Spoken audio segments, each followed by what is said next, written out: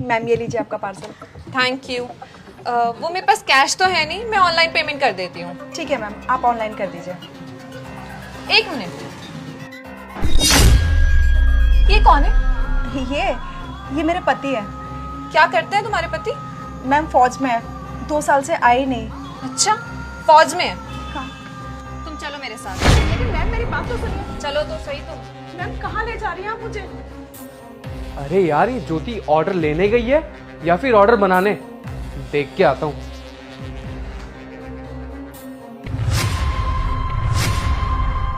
योगेश तुम यहाँ? यही है ना तुम्हारा पति जो फौज में था और पिछले 2 साल से घर नहीं आया? इशिका, तुम यहाँ क्या कर रही हो? ये सवाल तो मुझे पूछना चाहिए योगेश। 2 साल से मैं तुम्हारा पागलों की तरह तुम्हारे ही घर में इंतजार कर रही हूँ और तुम इसी शहर में किसी और लड़की के साथ हो। क्यों धोखा दिया तुमने मुझे? अरे इससे क्या पूछ रही हो, मैं बताती हूँ ना कि ये क्या कर रहा है यहाँ पे। ये मेरा बॉयफ्रेंड है और तुम्हें इस बात का थोड़ी पता होगा।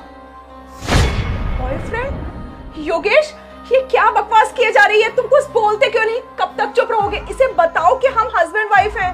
मैडम, हाँ भूल जाइए पुराने जमाने की बात। और ये क्या ही बोलेगा, बोलने लायक रहा कहाँ है। और मेरे बॉयफ्रेंड के साथ साथ ये मेरे साथ पिछले 2 साल से रिलेशनशिप में रह रहा है, लिव इन रिलेशनशिप। योगेश तुम आज भी चुप रहोगे? मैं 2 साल से चुप रह के सबकी बातें सुन रही थी कि मेरा पति आज आएगा, कल आएगा। मेरा पति बॉर्डर पे है, लेकिन तुम यहाँ दूसरी औरत के साथ रंग रलियां मना रहे हो। कम से कम आज तो कुछ बोल दो। मैंने यहाँ तक तुम्हारे बर्थडे पे भी रो रो के तुम्हारा इंतजार किया, तुम्हारा एक फोन तक नहीं आया मेरे पास, और तुम यहाँ हो इसके साथ। योगेश तुम्हें शर्म नहीं आई? शादीशुदा होने के बावजूद तुम किसी और लड़की को डेट कर रहे हो, उसके इमोशन के साथ खेल रहे हो। अरे बोलो ना, बोलते क्यों नहीं हो? साफ सुन गया क्या तुम्हें? हाँ, मैं कर रहा था तुम्हें डेट और मैंने दिया तुम्हें धोखा।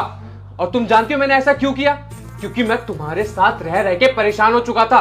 बे यार, मैं ना अपनी पत्नी से बहुत परेशान हो चुका हूँ। एक तो मेरी इतनी कम सैलरी और ऊपर से उसके उतने सारे खर्चे, और उससे ना परेशान हो चुका हूँ मैं झूठे प्यार का नाटक कर करके।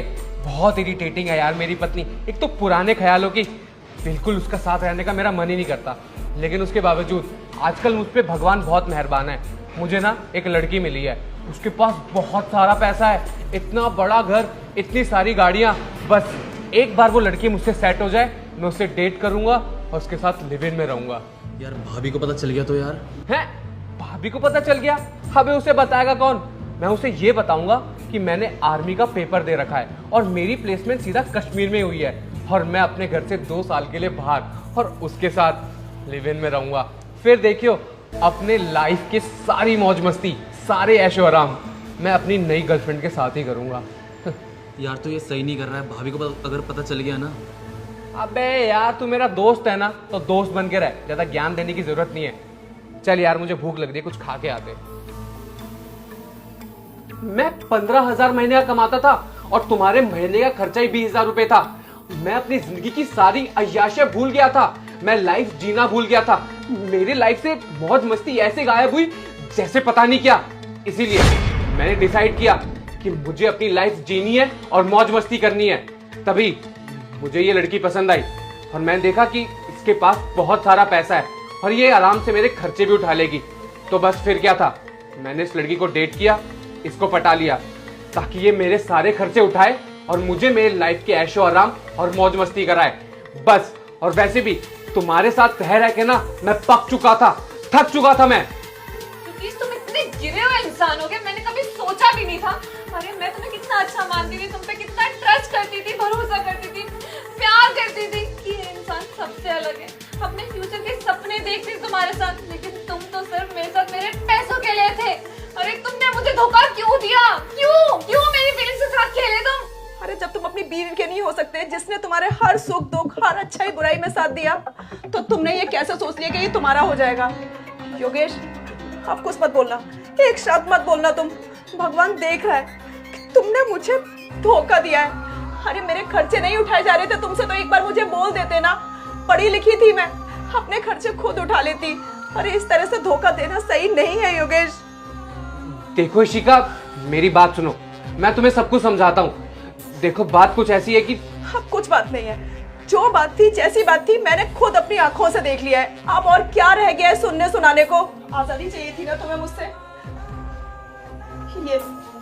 यही थी ना वो अंगूठी जो हमारे रिश्ते को बांधे हुई थी। किया तुमको आजाद, खुश रहो। अब तुम मुझसे छुटकारा चाहते थे ना, दिया तुमको छुटकारा।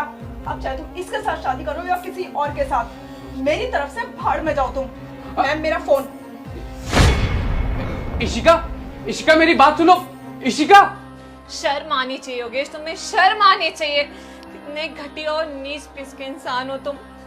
और मेरी शादी अगर तुमसे हो जाती ना, न जाने क्या हो जाता। वो तो अच्छा हुआ उस लड़की के फोन में मैंने तुम्हारी फोटो देख ली, मुझे तुम्हारी सारी सच्चाई पता चल गई। तुम मुझे धोखे में रख रहे थे, नहीं तो मेरी तो जिंदगी ही बर्बाद हो जाती। अब खड़े खड़े मेरी शक्ल क्या देख रहे हो?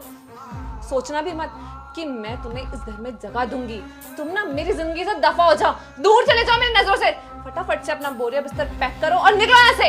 अरे बेबी ये क्या बोल रही हो तुम? बस बेबी बेबी मत बोलो मुझे, कोई बेबी नहीं हूं मैं तुम्हारी।